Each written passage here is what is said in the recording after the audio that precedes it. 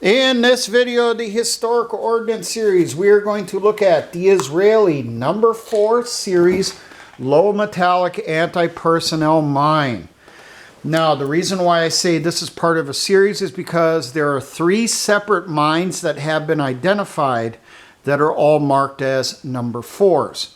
But there are differences between each one, which really most countries are going to say it's a change in the series, so it would be a Mark 1, Mark 2, Mark 3.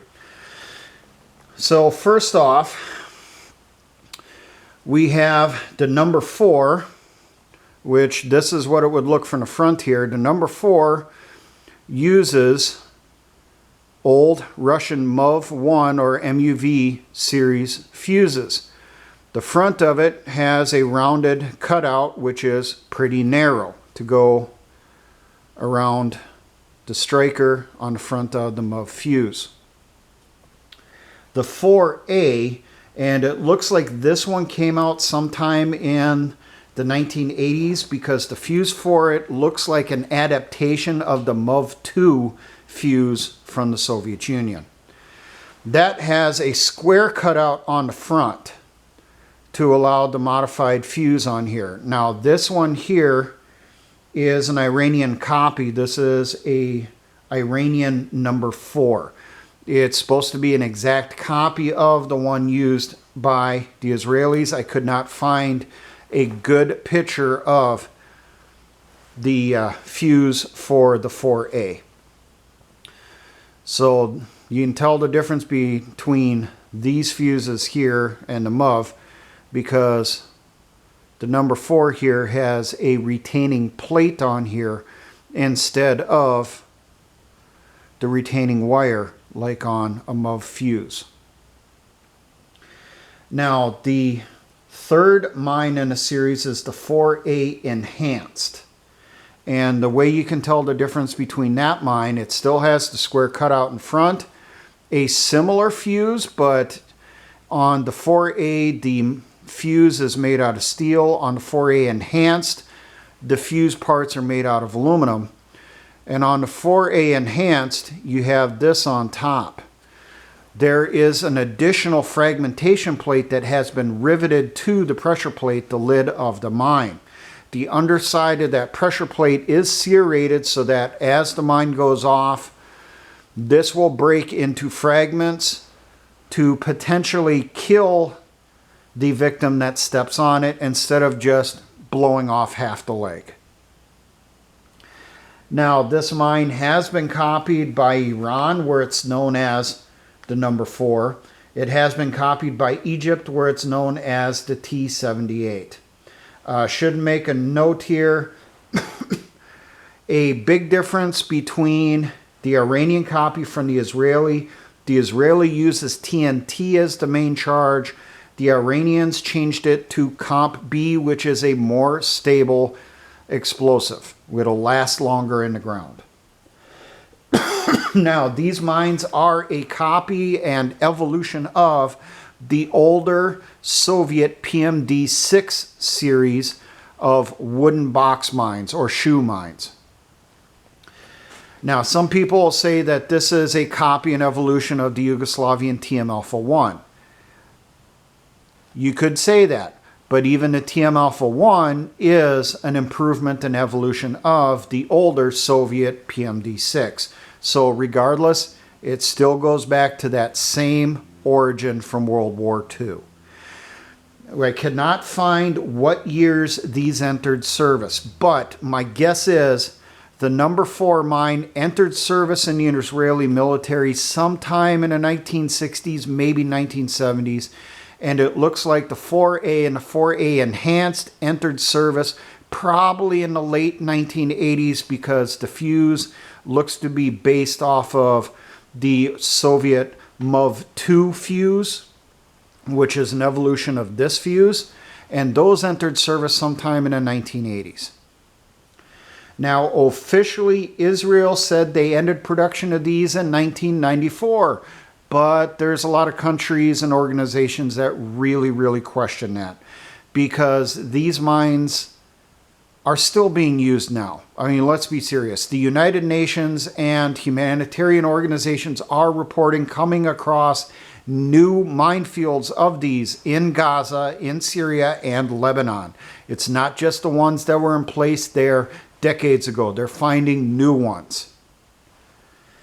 Now, this mine has been used by or encountered at Israel, Lebanon, the Falklands, where they were emplaced by the Argentinian military, Afghanistan, where they were used by the Mujahideen, Iraq, used by the Iraqi army, Sudan, Honduras, and Oman.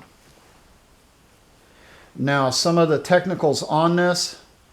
The mines are 5 1/3 inches in length. They are 2.5 inches in width, and their height is 2 inches. The casings are made out of plastic, and they come in 3 colors: green, gray, and sand color. The ones encountered in the Falklands were green. Most of the ones encountered in Lebanon are green, but reportedly some have been encountered in Syria and Lebanon and Gaza that are sand colored. The gray colored ones, I do not have information on this. Those potentially could be the training mines. I do not know. Weight on these mines is 12 1/3 ounces, of which the explosive content, which is the back half of the mine here, is 6 2/3 ounces. On the Israeli version, it is cast TNT, and reportedly inside the TNT is around a 1 ounce booster that most likely is tetrol. And as I said, the Iranian copy, the main charge is Comp B. There would not need to be a booster with the Comp B, as the detonator on the fuse will set that off just fine. Pressure on these mines is reportedly between 10 and 20 pounds. Now, all of the fuses used, the MUV1s and the number 4s or number 9s, I'll get into that. It looks like they use the MD6N detonators, or on the MUV1s, whatever detonators they captured with those fuses from the Arab armies. That is the source of where those fuses came from. They captured a shit ton of them from the Arab armies, and they decided, hey, we can use these, and this is a use that they came out with. It was with this landmine. Now, this fuse here, I got some conflicting information on this. CAT UXO identifies it as a number 9 igniter or number 9 fuse. However, when I looked up for more information on that, when I look up the number 9 fuse or number 9 igniter, they lead to searches going back to declassified documents from the CIA, which says the Israeli number 9 is actually a pressure release booby trap device, which does not look anything like this from the drawings that were in that report. Other countries do refer to this as a number 9 fuse or number 4 fuse or number 4 igniter, so I'm going to go off of that name. So now, installation on this, pretty straightforward like it is with any box mine like this. So first thing you're going to do, you're going to inspect the mine, the fuse, and the detonator. Make sure it's serviceable. If it's an actual Israeli number 4 series mine, check the explosives. Make sure it is not degrading. You do not see a liquid or a jelly-like substance coming out of the explosives. That is pure nitroglycerin. That is bad. That is very unstable. That mine is very unsafe, cannot be used, must be destroyed. You can't even transport it reliably without the risk of it detonating. But if everything passes inspection, it's good to go. You package it up, either put it back in a crate, put it in a bag, whatever it is, transport it to the site where the mine's going to be emplaced. Once you're at the location where the mine's going to be emplaced and now you're going to put it in, you're going to dig a hole a little bit bigger than the mine, especially longer by a couple inches, because you don't want the foot to bridge across the top of it. You want it to press down on the pressure plate to set it off. And you need to make sure you have plenty of room in front here so that you can arm the fuse as needed or disarm it. Once the hole is prepped and your max depth over the top of the mine here, I need to mention you want a max of about 1/2 inch of cover over the top of the mine. That's vegetation and soil. More than that, you run the risk of it turning into a cushion, and it will not allow proper activation of the mine. So the hole is ready. You're then going to prep it. So first off, on the 4 that uses the MUV series fuse, you're going to prep the fuse here. What you're going to have to do, hold the fuse in your hand, pull up on the safety ring here, just enough that you can take the pressure off of the retaining pin. Replace the round retaining pin with the winged one. It's one that looks like a little square on the end of the pin here that gets pushed out. I'm pointing to this so you get an idea of how it would look on the fuse. It'll look similar to this, but it'll be wire instead of metal plate. Put that in there. Then release the pressure on the striker here to set back on the retaining pin.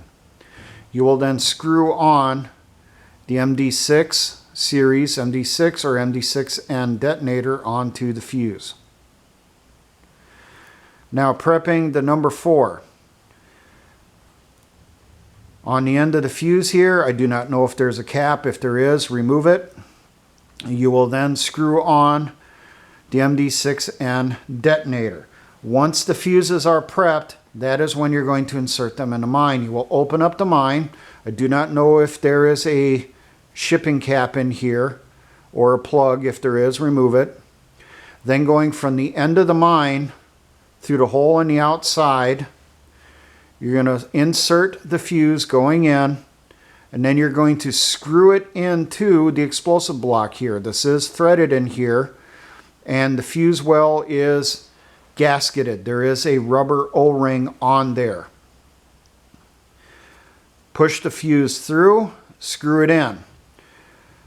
Don't snug it up super tight, but you want it snug enough to cut down on the possibility of water impregnating it and causing problems.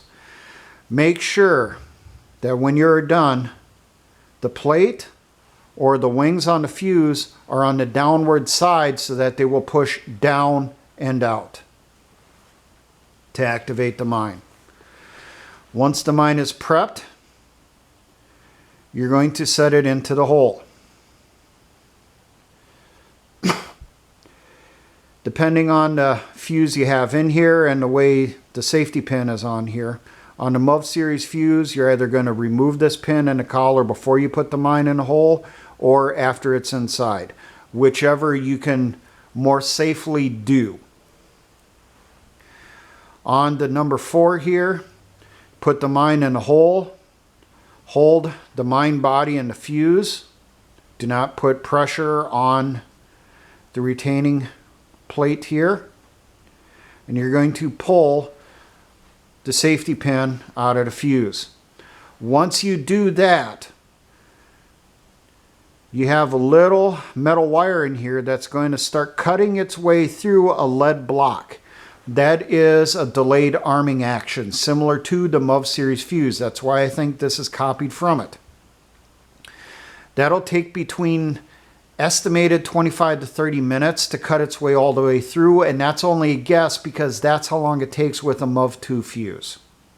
It could be less. It could be 5 minutes, could be 10 minutes. I don't know. Once the mine is prepped, it's in the hole, safety pins are out, you will carefully close the lid so that it rests on the retaining plate on a number 4 fuse, or gently sits on the wings of the retaining pin on the MUV series fuse. You will then go through, camouflage the mine. You want to make sure there is room underneath the bottom of the fuse here that this plate or this pin can easily be pushed out and fall down into that hole from the cover being stepped on and activating the fuse. Now, removal on this mine, regardless of source, whether it's United Nations or demining organizations, all of them have a note that this mine is extremely twitchy, and you must be extremely careful with this, more than you are with most mines. Why? I don't know. It could be because of the fuse, it could be because of the explosives. No one knows for certain. All they know is a lot of deminers have been injured trying to remove these mines from the ground. So first off, you're going to locate where the mine is at, and you're going to uncover it. After you uncover it, you're going to clear the soil out from around it, and as you're clearing the soil out carefully, not putting any pressure on top of the pressure plate here, clear the soil away. As you're clearing it away, you're also checking for anti-handling devices and booby traps. There are no secondary fuse wells on this, but the chance of it being booby trapped is very, very high. There could be a fragmentation grenade underneath it, like an RGD-5 or an F1, or some type of pressure release device. You do not know. If you come across anything, you question that, hey, this might be booby trapped, stop what you're doing, destroy the mine in place. Do not consider or continue with the other steps. But if you do not find a booby trap, you do not find an anti-handling device, after everything is cleared, you're going to very carefully, as you back away, you don't want your head nearby, use your hand up there by itself, reaching way out, grasp the cover and very carefully open it up. You do not know if there could be some type of pressure release or pull or some type of booby trap device up here in the front half of the mine. You do not know. None have been encountered so far, but as I said, a bunch of them have gone off also, so it's possible it has been done. It's just not enough pieces of it survived that the deminers were able to figure it out.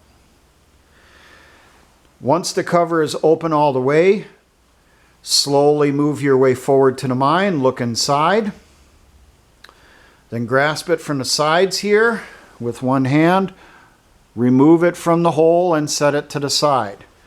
Now, once it's out of the hole, sitting on the side, if it's got the MUV series fuse, you will put the safety collar back on and reinsert the safety pin if you have it. If you do not have one, take a piece of wire, insert it carefully through the wing on the retaining pin here, wrap the wire around going both directions and tie it off to hold that retaining pin in place. Wrap the wire around the body here.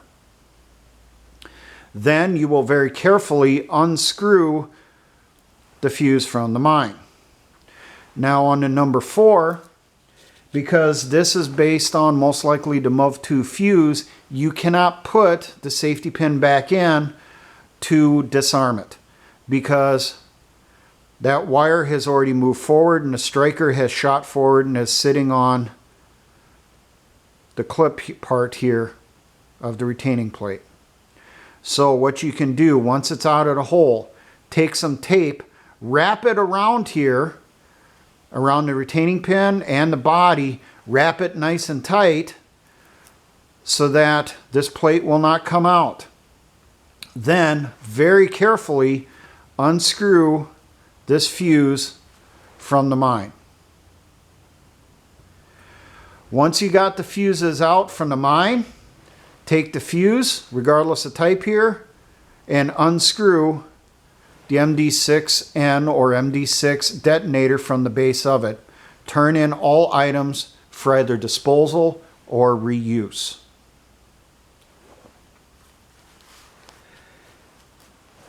Now, I do want to do more videos on Israeli mines because I got a feeling these are ones that deminers are going to be coming across a lot here really soon, especially in Gaza, as they get those contracts to go in and start clearing the minefields left by both sides.